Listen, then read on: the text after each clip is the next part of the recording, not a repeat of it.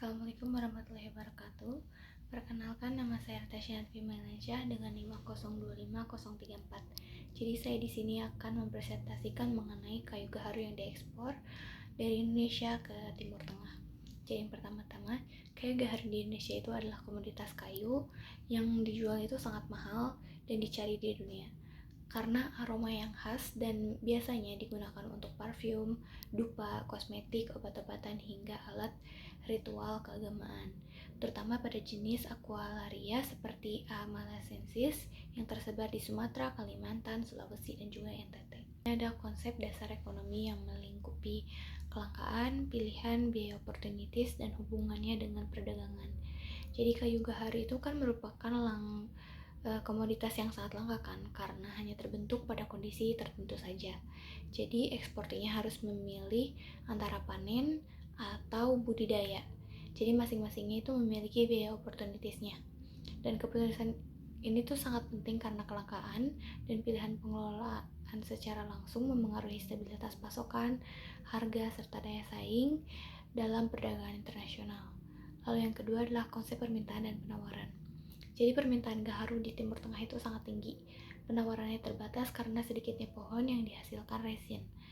Indonesia itu sebagai pengekspor utama harus menyeimbangkan kondisi panen alam dan memberikan hasil secara tepat, tetapi bisa mengurangi stok. Sedangkan budidaya lebih aman untuk masa depan, namun membutuhkan waktu yang sangat panjang. Pilihan inilah yang nantinya akan menentukan apakah penawaran dapat mencukupi permintaan dan menjaga kelestarian gaharu. Lalu selanjutnya adalah keunggulan komparatif dan keunggulan absolut. Indonesia itu memiliki keunggulan absolut dalam ekspor gaharu karena merupakan pengekspor terbesar di dunia dengan rata-rata 456,9 ton per tahun. Sementara keunggulan komparatifnya itu karena biaya produksinya itu lebih rendah dibanding dengan negara lain. Dan kemungkinan Indonesia memenuhi permintaan tinggi dari Timur Tengah, khususnya Arab Saudi, yang menyerap lebih dari 65% nilai ekspor gaharu. Selanjutnya ada teori mengenai Hexer-Ohlin dan teori perdagangan lainnya. Jadi menurut teori Hexer-Ohlin itu Indonesia mengekspor gaharu karena produksi yang melimpah berupa hutan alami dan tenaga kerja yang terampil. Sementara Timur Tengah kekurangan sumber daya ini. Dan dengan penapan teknologi budidaya dan pemrosesan, pemanfaatan ekonomi, skala spesialisasi untuk meningkatkan daya saing, memenuhi permintaan yang sangat tinggi, dan menurunkan biaya per unit dalam perdagangan internasional. Lalu selanjutnya adalah jenis dan fungsi hambatan tarif. Hambatan tarif itu sendiri yaitu pajak pada barang impor untuk melindungi produk lokal. Jadi digunakan untuk penambahan pendapatan negara dan menjaga perdagangan seimbang.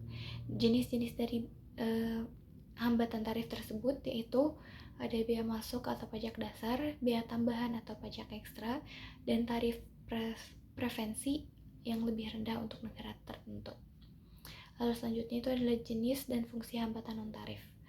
Ekspor gaharu di Indonesia diatur oleh hambatan non-tarif seperti izin CITES, izin panen dan ekspor dari otoritas kehutanan, serta dokumen asal dan sertifikat keaslian yang wajib negara importir untuk menjamin legalisasi, kualitas, dan keberlanjutan perdagangan sekaligus mencegah praktik ilegal. Lalu selanjutnya itu adalah dampak dari integrasi ekonomi regional terhadap perdagangan. AFTA atau Kesepakatan Perdagangan Bebas dengan Timur Tengah mempermudah ekspor gaharu Indonesia dengan menurunkan hambatan perdagangan dan biaya, membuka pasar secara luas, serta meningkatkan daya saing, tapi persaingan juga meningkat sehingga eksportir perlu meningkatkan efisiensi dan kualitas dari produknya masing-masing. Lalu selanjutnya adalah peran WTO dan isu-isu perdagangan multilateral. WTO mengatur perdagangan global dengan aturan yang adil, mengurangi hambatan tarif ataupun non-tarif, dan menyediakan mekanisme sengketa sehingga mendukung ekspor Indonesia termasuk gaharu melalui akses pasar internasional dan peningkatan daya saing. Lalu selanjutnya itu adalah isu dumping dan safeguard dalam perdagangan. Dumping terjadi karena barang dijual di luar negeri lebih murah daripada di pasar domestik. Jadi hal tersebut merugikan industri lokal. Untuk melindungi industri, negara dapat menerapkan anti-dumping atau safeguard seperti bea masuk tambahan atau kuota impor. Jadi di Indonesia, antara 1996 hingga 2013 tercatat 110 kasus dumping dan 23 kasus safeguard, dan sebagian berujung pada tindakan resmi. Lalu yang ke-10 itu ada hubungan antara perdagangan lingkungan dan pembangunan keberlanjutan.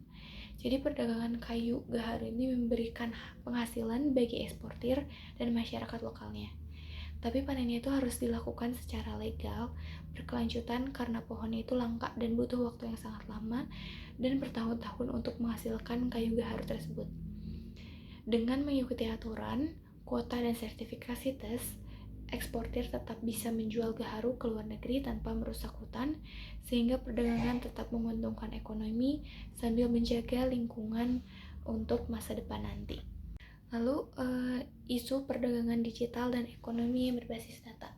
Eksportir kayu gaharu di Indonesia kini menghadapi tuntutan perdagangan digital dan ekonomi yang berbasis data karena regulasi internasional seperti EU Deforestation Regulation atau EUDR mewajibkan bukti legalitas asal kayu dan geolokasi pohon untuk memastikan kayu bebas dari deforestasi.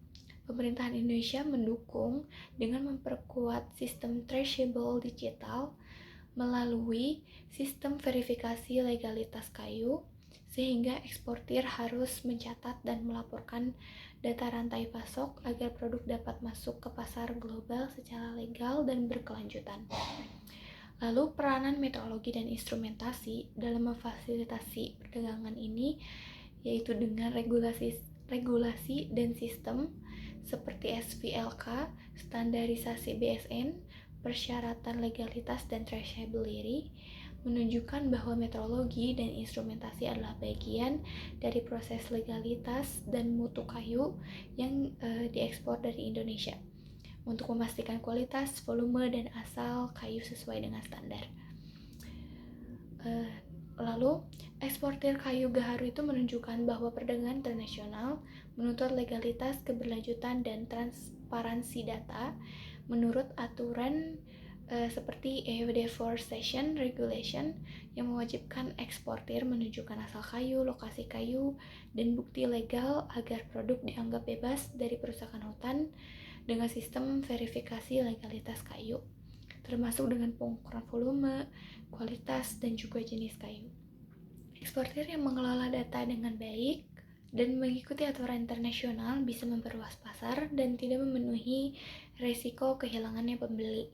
Maka pentingnya penggunaan data digital, alat ukur, dan pelacak untuk perdagangan gaharu yang adil dan ramah lingkungan.